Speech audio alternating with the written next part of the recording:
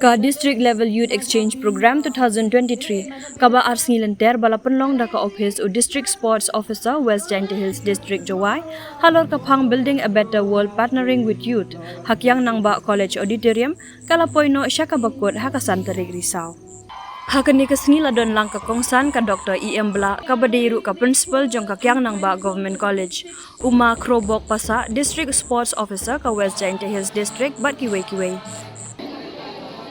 The activities outside the classroom are very helpful to the student as they build confidence in them and help them to overcome stage fright.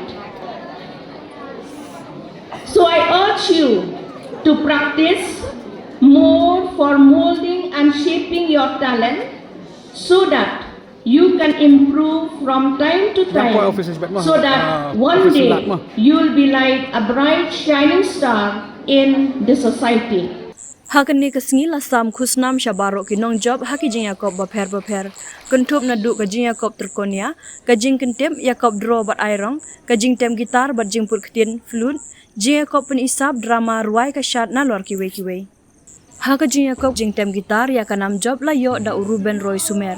Hakajing Yakob jing put ketin flute la job da udaya rengkat bang baro arngot kidai na ke school North Liberty Higher Secondary School. Hakajing Yakob kajing kentep la job da kadap maya I hadem. Hakajing Yakob terkonia la job da katue Sarah hadem naka Thomas Jones Synod College. Hakajing Yakob draw bat airong la job da uruhini syadap pasa naka school Senrai Higher Secondary School. Hakajing Yakob penisab la job da pun tersain W sengkon naka kyang nangba government college.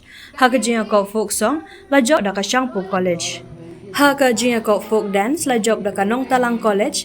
Bat Hakajing Yakob drama la job da ka Government Boys Higher Secondary School.